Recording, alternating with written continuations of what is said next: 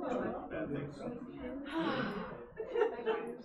You'll be in my shoes before you know it. You'll blink. Yeah. And you'll have a senior. Friday is the end of the marking period. Oh, see, yeah. 30 weeks down. See, how funny is that? We just got report cards a week ago. Yeah, but you were on the try. We're on a try, yeah. We still have It's really nothing. 10 weeks. Schools checking. Please, you wanna know what's funny, right? Short Grading? wave. You know how they do the elementary grading on the report cards? It's 1, 2, 3, and 4, right? Yeah, no. Oh, That's never come out. no? Okay. I don't really like it.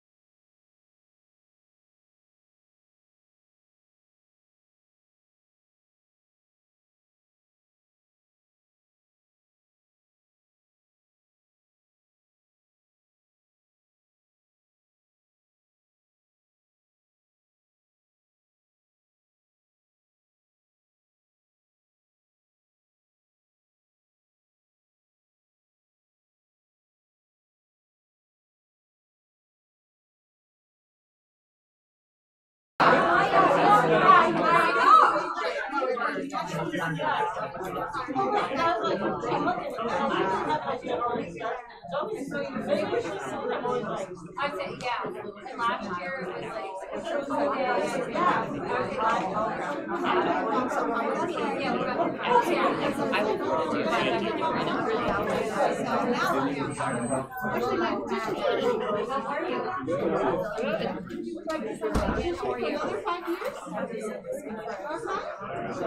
I say that with a smile on my face. But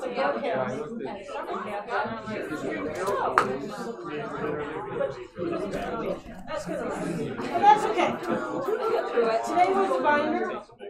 I can't even feel it.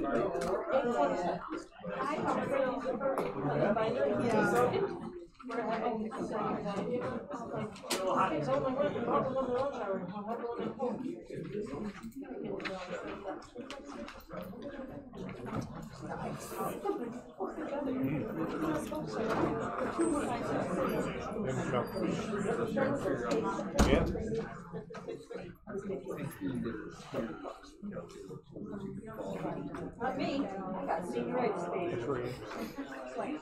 Yeah. I don't have any items. So next year, when you talk to me, so I won't be talking to you. So I won't be here. I'll be sitting in the front row.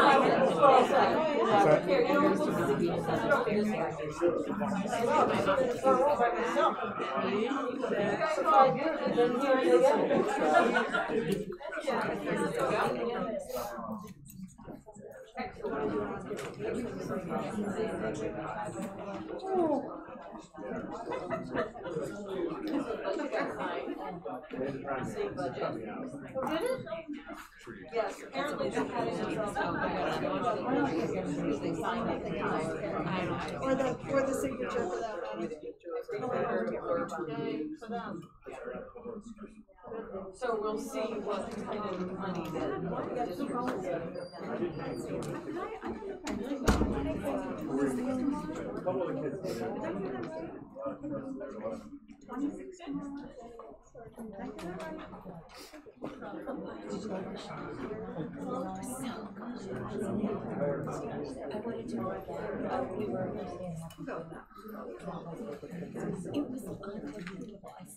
I call the meeting to order. We'll begin with the pledge. I pledge allegiance to the flag of the United States of America and to the republic for which it stands, one nation, under God, indivisible, with liberty and justice for all. Thank you very much. Short business meeting. I'd like a motion to approve personnel actions.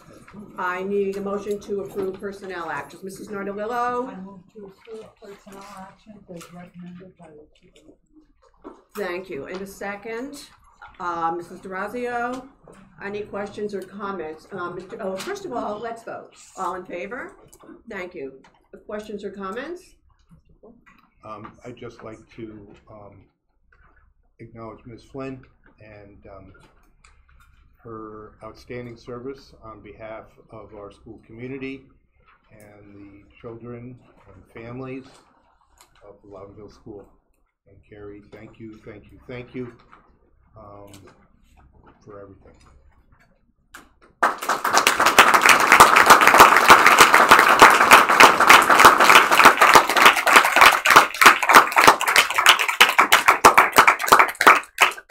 And before that, thank you for being an outstanding art teacher.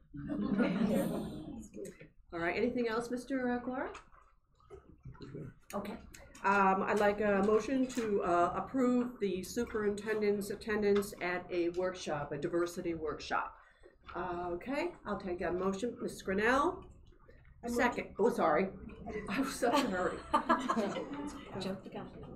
You want me to read? Yeah.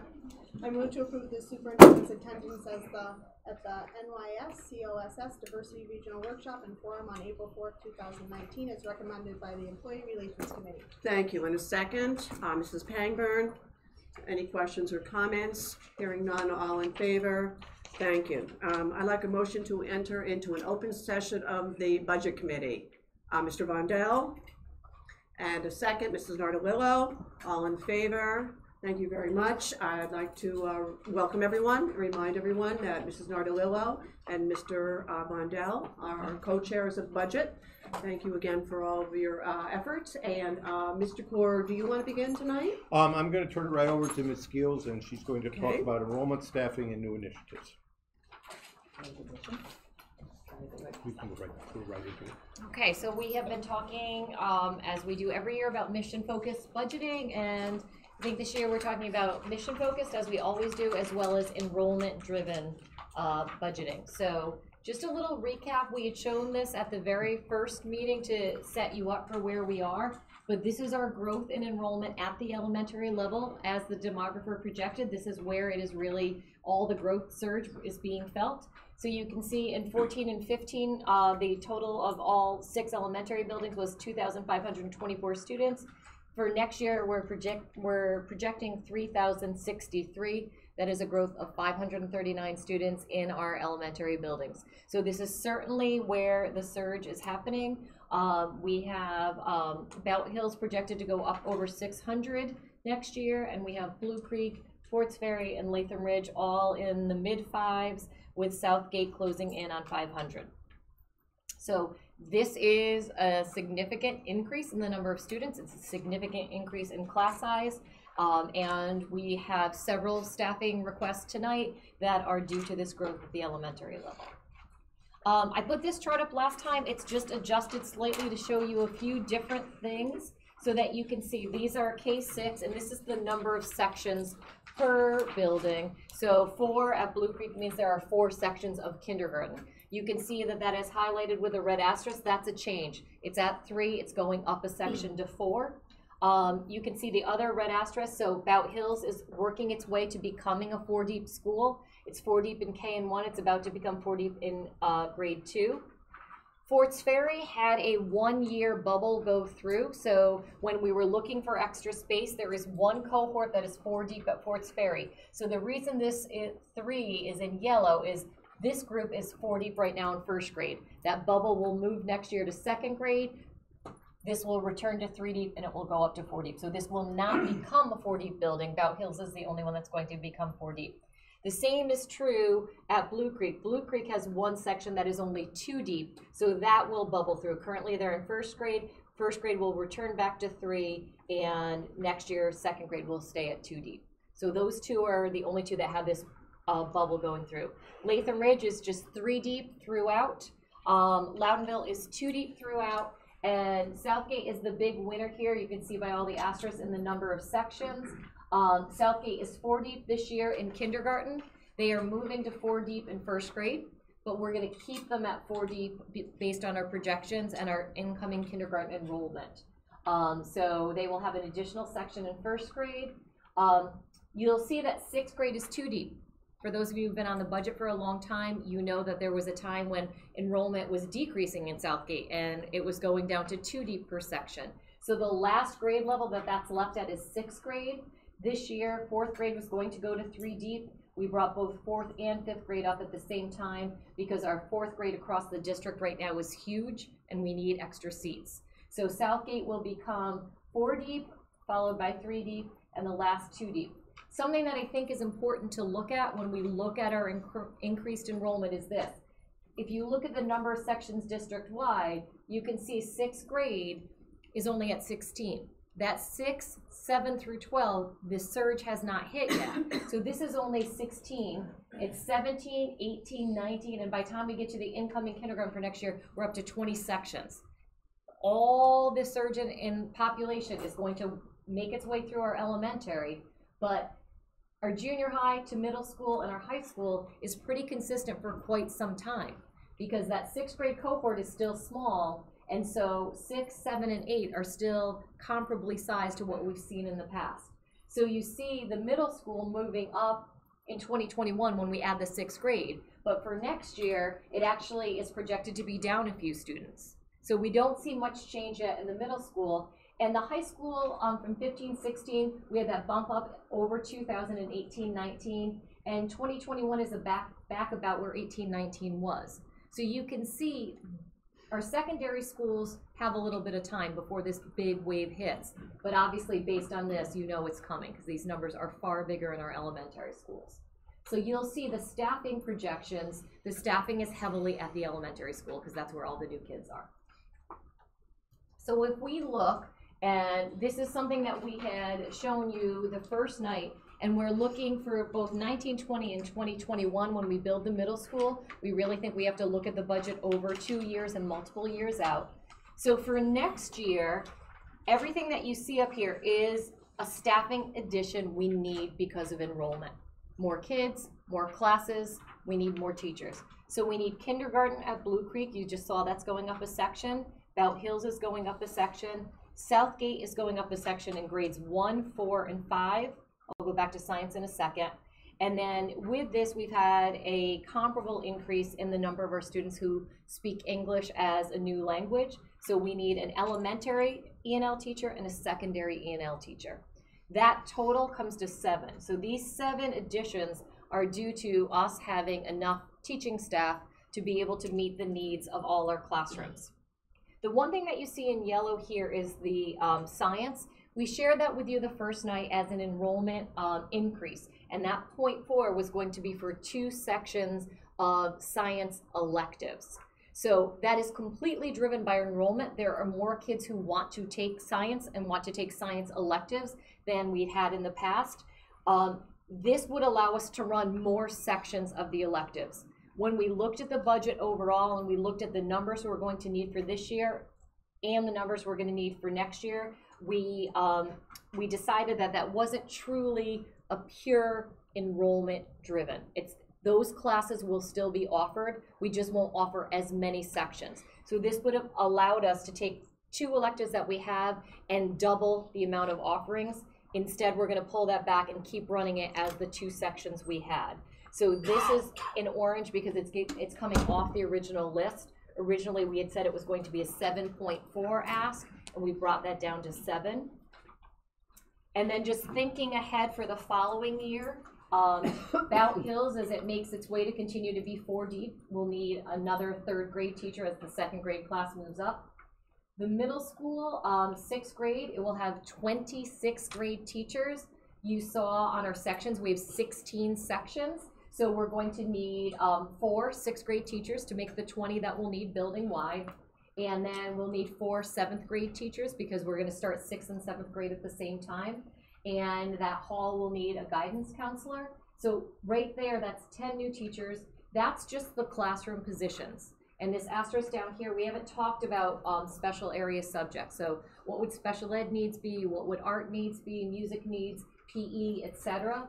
Simply because it's just easier to forecast this far out how many classroom teachers we will need.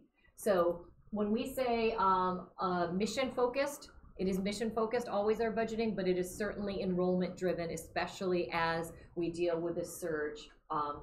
And even when we're talking about these sections, if you have kids at the elementary, this is not reducing these class sizes to small class sizes. These are still class sizes that are up there. You know, K is really in the 20 to 23. So those are not, we're not running class sizes of 16 or 17 with these additional sections. 3rd and 4th, 3rd is running pretty consistently at 29. 4th is maxing out at 30 all over the place. 5th is going up to 30. So these sections, when we say we need them, it is to add teachers, not to really reduce class size, but simply to meet the needs of the number of children who are coming. So versus science, which would be to reduce and add extra sections, and that's how we made that distinction. So this gives us enrollment-driven 7 for next year, the upcoming budget year that we're in. In addition to that, we have special education program requests, and we wanted to spend some time talking about this. We do not currently have a 4-1-2 program. That would be a very restrictive program for students who have intensive needs. It would be 4 students to 1 teacher and 2 aides. We have currently in the district, when we have students whose needs meet that grade a level, we have to place them outside of the district. And obviously we are a full inclusion district. You've heard us say before, we have very few students who are placed out of district. However, we always believe that we want to keep our kids whenever we can in their home district. And we have elementary students for whom we could provide, we think, a very good program. We could bring some kids back from outside placements back to their home school, which is what we would always desire to do. So in order to provide this programming, we would need one new special education teacher and the 2 teacher aides who would assist in this class. So that is a new program request. That is a staffing request in order to meet the needs of our special education students. Along with that, we need a half-time physical therapist. So we have a 0.5 physical therapist who would help to serve our special education program.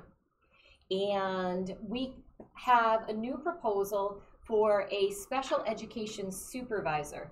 Currently, we have a teacher on special assignment. She is in charge of the committee on preschool special education. She is retiring this year. She is a senior teacher. She is a long-time district employee, and she has been doing this work, working with all of our special education preschools, going out to schools, looking at who our students are who are coming in, helping us to make decisions about what kindergarten classes they will go into, how they will best be served.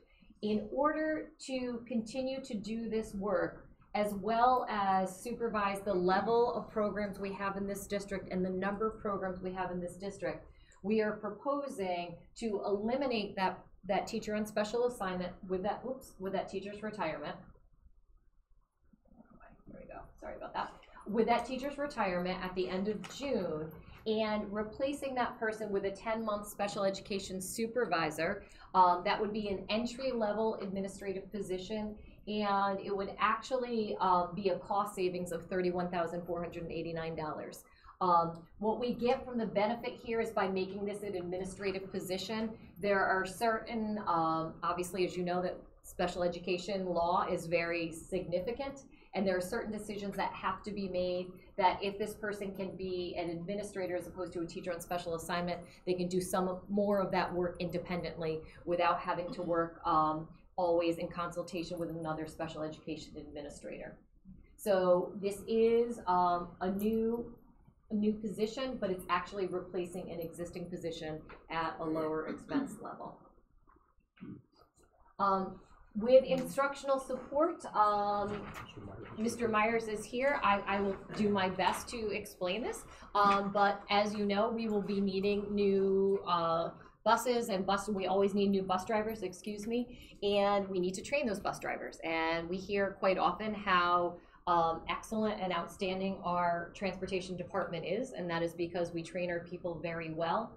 Currently, that work is done by a number of drivers who do this as an additional duty, and so they get paid an additional amount of money for doing this work part-time.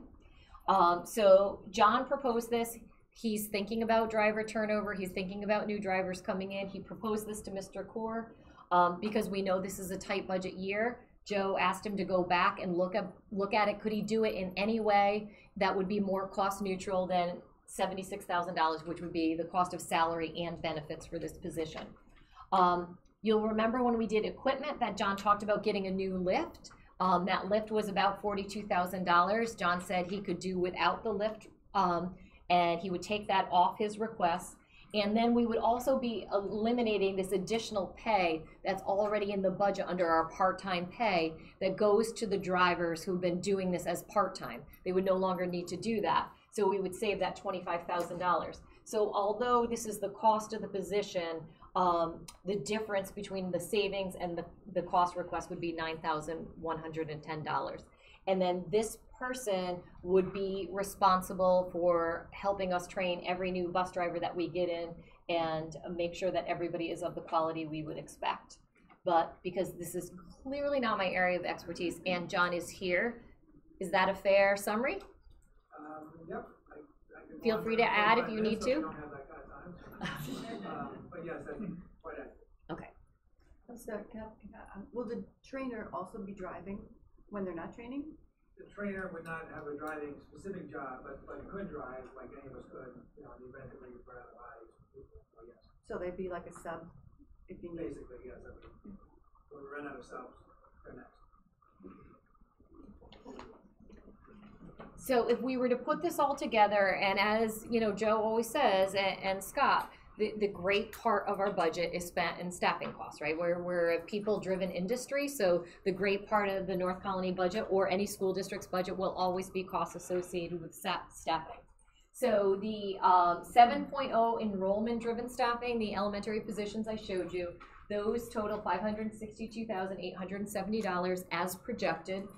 The special education staffing, which includes the teacher, the 2 teacher aides, the physical therapist, and then the special education supervisor, so that cost savings is figured in here, comes to $142,000. And then the instructional support staffing, which is the bus trainer that we were just talking about, comes to $9,000. So the total new staffing cost that would be put into the budget for this year is $714,034. So I can stop at this section if you would like, Mary, and just take questions regarding staffing before we go to the next part. That would be wonderful. Okay. I guess enrollment and staffing. Okay. So, the special ed staffing, do we know what the cost is for those kids out of district currently? Yes. It's about $100,000. But it actually would be a savings to the district. In terms of having them in, the students that are placed out would cost more than $142,000 when we have those students identified that they're in the program. Okay, and I'll have the exact, I can get those exact figures for you. I just wanna make sure it's cheaper. More cost That's my goal with the question, so. And were they, in BOCES or other? Both BOCES and private placements. So with the BOCES, do we get aid back for that? We do. We also get aid on the program here because it'd be considered high cost students in a 412. Okay. So again, I can get you those exact figures. I've been on top of my head, but you get aid on this. Money here is high cost. Students who are BOCES, we also got aid when they were placed in the BOCES program. Okay. So the combination of the return of the BOCES aid and the high cost aid and all that, the whole thing is still less than what we're currently paying. Okay. Correct. Thanks. Any other questions from the board? I have a question for John. So the lift that we're not gonna buy this year, are we gonna be able to have the lift that we have last for the years? Because next year's budget, if we base it on the numbers that we're projecting as far as staffing increases, it's gonna be a tight budget also. The lift of the 2 lifts, one was a new one for a bay that was empty that didn't have one before. Second lift was replace a wired lift, which is traditional kind with wires running on the floor, they're all connected. We can run the wired lift for another year, 2. I mean, if it needs maintenance, we can fix it, but it wouldn't run as high as $42,000. So we need to get through this coming year and the year after. I can foresee that not being an issue. Okay, and as we talk about this, the bus driver trainer, right now with these, reducing the budget with that equipment reduction, but next year we're not gonna have that reduction because we're still gonna be paying a bus driver trainer next year. So right now, the bottom line is $9,000, but next year we're gonna be looking at adding that into the budget for $76,000 for the training. That is true. Mm-hmm.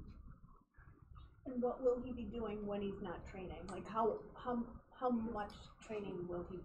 Well, a big part of it is that, for years and years, we had the luxury of, because enrollment was going down and because we were, people would come to us looking for positions, we could say during the school year, well, when we get like 3 people, we'll start a training class and we'll start it in, in December, assuming this will be September, October.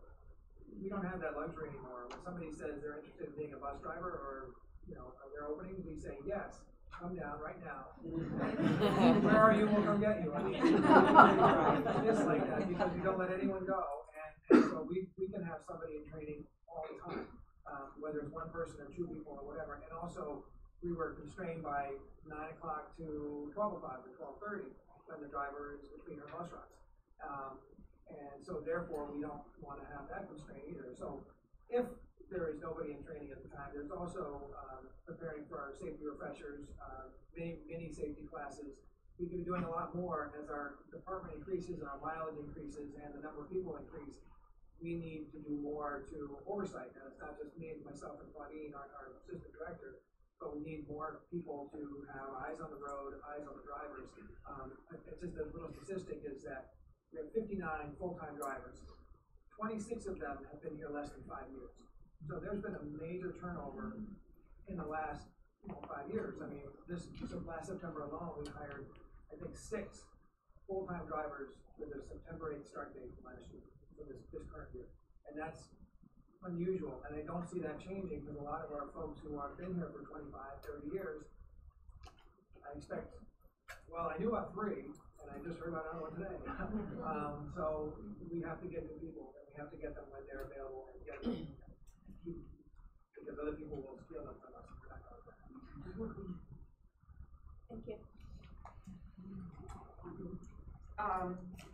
To logistical question on the way we're putting the budget together, the total for the bus driver trainer is an increase of $9,110. But that lift purchase shows us it's a negative number, but that wasn't part of last year's budget. It was like in this year's budget, and then we took it out. So that additional 9,000 is 9,000 more than some interim budget, not 9,000 more than last year's budget? That's correct. It's more than the interim budget from the original requests made by the Transportation Department. Right. So what it does is that it's a $9,000 increase over the original request. I think from, well, no, wait a minute. Let me rephrase that. Okay, so this is going to, it is the original request, the bus driver trainer was in the original request. Okay, so these moves here, eliminating the purchase of the lift and the additional pay for other drivers, are to offset that original request. Does that make sense? Bringing down the original request. Correct. So the net effect of the bus driver trainer, that $42,000 to me doesn't really feel like a savings. It's a reduction in the request, but it's still 76 above last year's budget, but offset by 25. So I think it's the economic lesson of opportunity costs. So and the problem with scarcity and how you're going to somewhat resolve that, not completely eradicate it, but somewhat resolve that.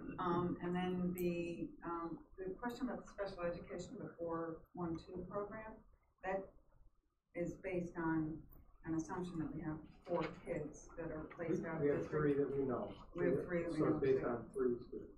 Okay, and even at 3 students, it still generates a cost savings for us? Correct.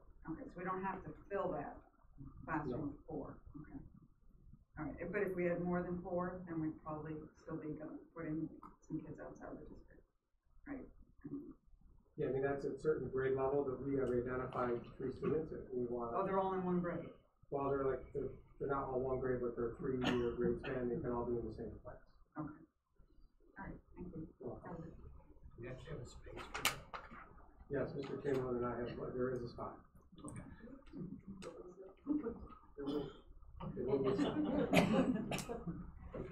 That's a fair question. We haven't told the elementary principals yet.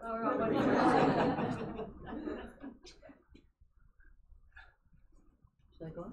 Yeah. Oh, I'm sorry.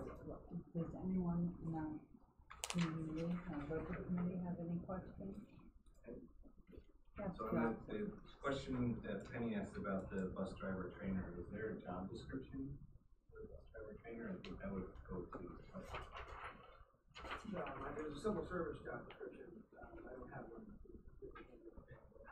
But there's, in terms of the person to also be, we call it 19A examiner and a school bus driver instructor. So by virtue of those titles, they're authority to conduct mandatory testing on drivers and mandatory education training as well.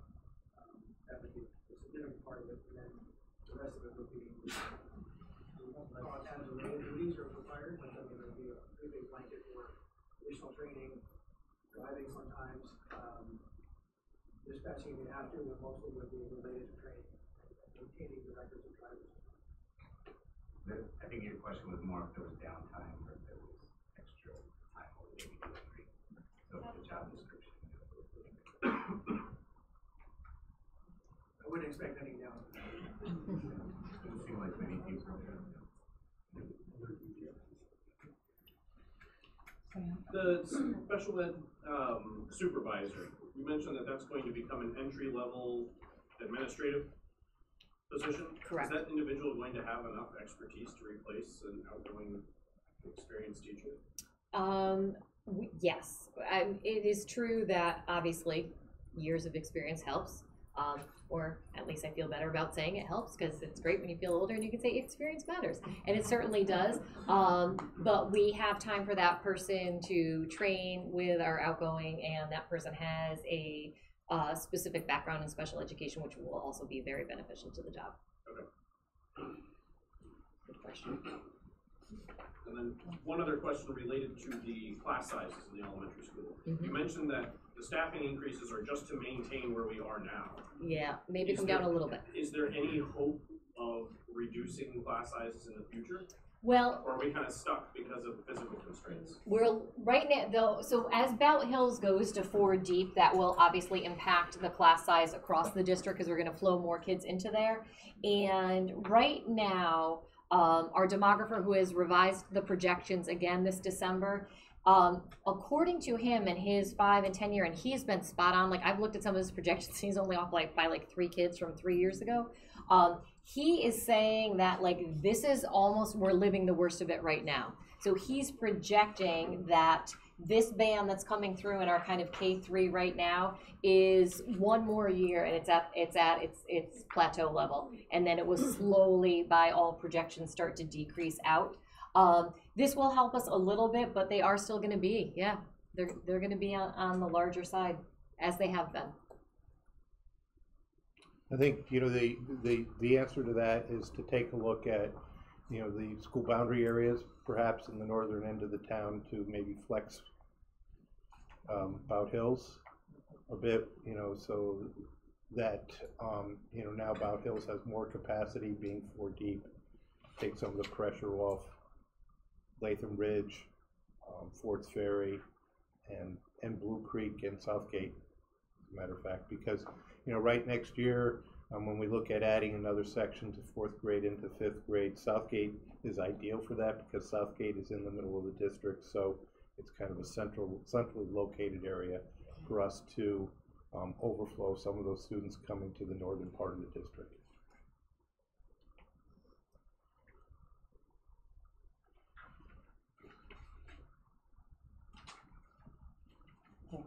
Okay, thank you. So then the next, after staffing, was to go to new initiatives. We don't have many, because obviously we knew staffing was going to be a big part of the budget, so Mr. Court requested that we keep it down. We have a few. Mrs. Keel, who's here tonight, made some very mission-focused requests for her music program. She was looking at the fact that we do get a lot of new entrants in, and we have a great music program. I think we're all well aware of that, and when we do have kids who move into the district in 7th grade, 8th grade, or even 9th grade, there are a lot of our kids who have been in the program all along. Kids come in new from different districts. They don't have the same kind of background, but they don't want to be completely closed out of music, but they're just not ready to join in, if you will, at the same level as some of our kids who have been in a program since they picked their instrument in 3rd grade. So she was offering 2 courses at the high school level that would run as electives, one for guitar, acoustic guitar, and one for songwriting. So these are 2 music programs that would have wide appeal for lots of students, and we're constantly thinking of what's going to connect kids to school. What's going to be the thing that makes them happy to come to school, that helps them define their people, if you will, that helps them define their place to be comfortable. So she had proposed a full year course in guitar and a full year course in songwriting.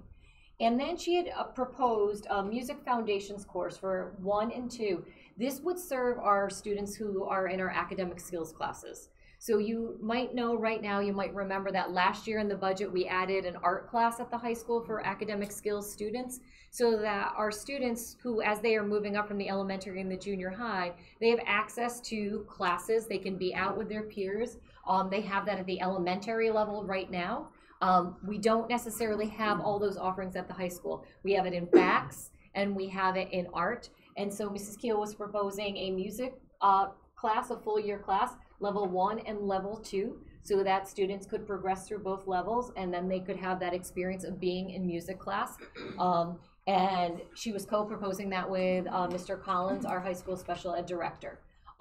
These are coming at a cost of zero. You're probably thinking, how could that be possible? They're coming at a cost of zero because these are going to be electives that run with the current staffing. So she's going to look at all the electives that we have at the high school and look at what the numbers are for enrollment. One of the things that happens is our budget cycle happens ahead of when we have all our enrollment numbers in. So we can't say to you today, we won't run this in order to run that, because we don't have the high school programming done yet. It's kind of, it's ongoing right now. So she'll look at her program, but she's written up descriptions and has ideas and has teachers who are interested in these courses. So these could potentially be new programs that run in place of other electives that might not have as much interest and might be under-enrolled. Second thing we're adding tonight is a girls golf team. Right now we do have, and you're probably thinking, well, wait, I've seen articles in the paper. We have a golfer who is a female. She's great. She's in the paper all the time. Right now, in order for our girls to play golf, they have to qualify to be on the boys team. It's not a co-ed team. It's that a girl meets the qualification level of the boys team.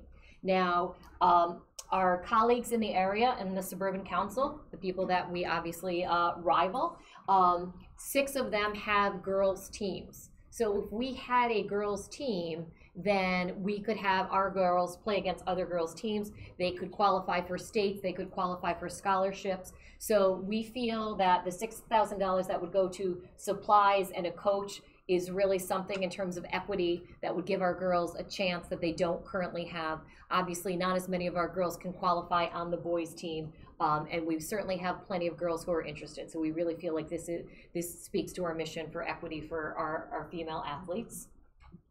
Our summer library program, as we are looking, and we have, as we've talked about, we have a little bit less space. That's a euphemism. We have a lot less space this summer available because of construction. And so we are having fewer sections of our regular summer program. Last year, Loudonville Library piloted some hours of library service during the summer. It was a huge success. Lots of kids came, lots of books were checked out. We know that research tells us that one of the things that best helps kids with the summer slide is having access to a good quality library. So we will have the ability to have Loudonville Library open sort of at the south end of town and Forts Ferry Library open sort of in the middle of town. They would not only be open to kids in those zones. They would be open to any kids and families who belong anywhere in the North Colony District. We have 2 librarians who are willing to work about 8 hours a week for 6 weeks, doing story nights, having people come in and work with the kids, as well as for book exchange. So this would be the cost of $3,350 to pay those librarians to do this programming for our kids, and would be open to all students in our district. We'd really like to work with our incoming kindergarten families. We'd love to be able to get them in early, get them used to school, get them, get to know them, get to know the kids before kindergarten starts. It's just another way to have outreach to our community. So we think that's a really exciting program. 2 of our librarians already have amazing ideas. They've been bouncing off ideas off each other and really have a great program envisioned if that goes through. And then 5th grade transition, it says 1 year only. So next year will be the last year at the elementary schools for 6th graders, and 5th graders will also be moving up. So we're gonna have 6th grade move up and 5th grade move up in 1 year next year. So with that comes a lot of celebrations. There are moving up ceremonies, there are field trips, there are musical productions and theater experiences for kids. The PTAs are often very generous in each of the buildings, and they help us with a lot of the planning as well as a lot of the financial support. This particular year, because of both grades, the district would like to put $20,000 into the budget to spread across the 6 schools to help for all the 5th grade transition as well as the 6th grade transition that typically happens. That would be 1 year only, because after that we'll just have 1 year graduating at a time. So that is a $20,000 expenditure. So our new program requests come to us at a total of $29,350. Questions? I'm not quite understanding about the music electives. So these will these be in or not in the guide to programming? They are. They will be. Okay. And we are doing we will be doing summer curriculum work on them. Okay. No, that answers it, because I didn't think that they were going to be there, that they would just back up, that were going to be offered when you didn't have other things that weren't filled. Well, yeah, it's hard to gauge what will come in, but it's really helpful right now that they're in there, because it will give information. If the courses in the high school music program are actually usually over enrolled, our performing groups obviously our music theory's gone up 80% in 5 years. So the likelihood that I can run a fraction of this is still really small. But what if one of the courses comes in lower? For instance, songwriting. Some of the students sign up for music theory because they think it is songwriting. They really want to figure out how to put music information together to create new content, to compose. They want to make their own stuff, and that's fantastic, but it's not exactly music theory. That's really more looking at it, from the study and analyzing and all of those pieces. So perhaps if songwriting is listed as an example in the course guide as it is currently, and numbers come in where I could run one section less of theory next year and run songwriting, then I may be able to do that with current staffing. There's no way that I can run all of these, and it's unlikely perhaps that I can run maybe any. But I can't just keep waiting year after year for a perfect budget to say, well, let's start talking about it. I feel like it's incumbent upon me to try to recognize what students need and what they deserve as opportunities, especially with what they consider culturally relevant. Students like Maddie Vandenberg is on at 8 o'clock on American Idol, and she's not in our classes because we don't offer something. This isn't her fault. This is ours. So we should be offering things that really meet a kid like her, and so it's at least a step in that direction if we can't go fully down the road. Thank you. I was just unclear about the logistics of it. Thank you.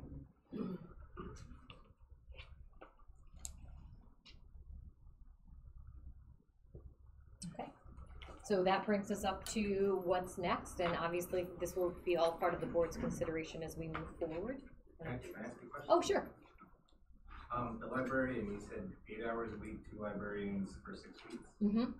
So that works out to about $34 an hour. Is that a normal pay?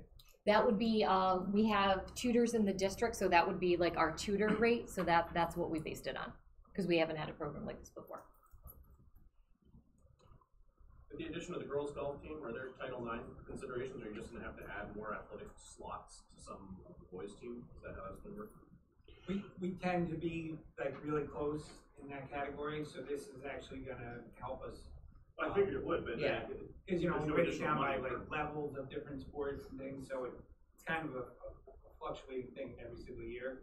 So this will certainly help with that. Sorry, I moved too fast on that. Any other questions? Thank you.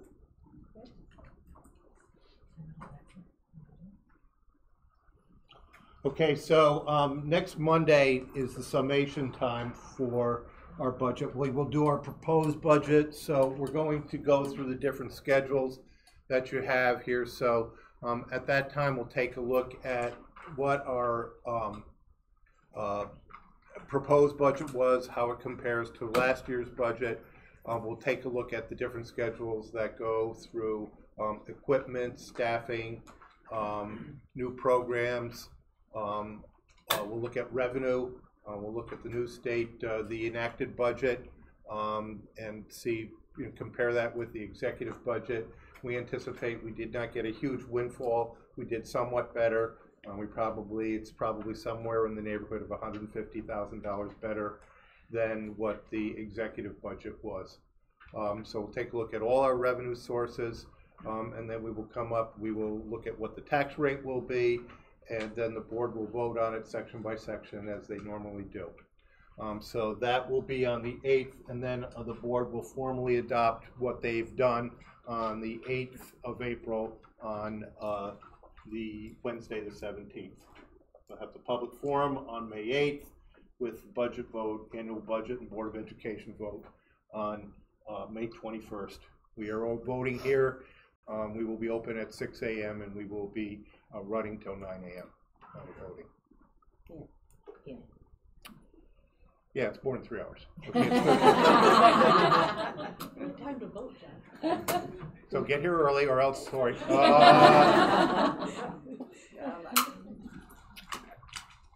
Any questions? Dan? Any chance we can get some of the proposed budget before next Monday? I'll sure try. I didn't know. Just because I was talking about this before the meeting a little bit, but the budget binder has been pretty lean this year in terms of what we've been able to see, and I understand the state didn't make it easy for us. Right. Well, I think, it's kind of a different approach. I mean, we're building it as we go along. Okay, that sounds like that really bad thing about building the airplane while you're flying it. That's not exactly what happened. But, yeah, we'll try to get you all those pieces together. Thank you. Yep. It's okay if we send it, we'll send it electronically. Yeah. We can. Okay. Anything else? And one caveat too, if we get it early, I have to reserve the right to maybe make some tweaks at the end. Good draft. Feel like those advertisements for those wonderful pharmaceuticals that you see. Just start talking really fast. That can kill you, but. It causes immediate death. All right, thank you very much for coming here tonight. I want to thank Mr. Gondel, Mr. Nardolillo, Ms. Skills, thank you, and Mr. Ford, thank you. And I'll take a motion to return to special session and adjourn. Mrs. Pangburn, and a second, Mrs. Nardolillo, all in favor? Thank you very much.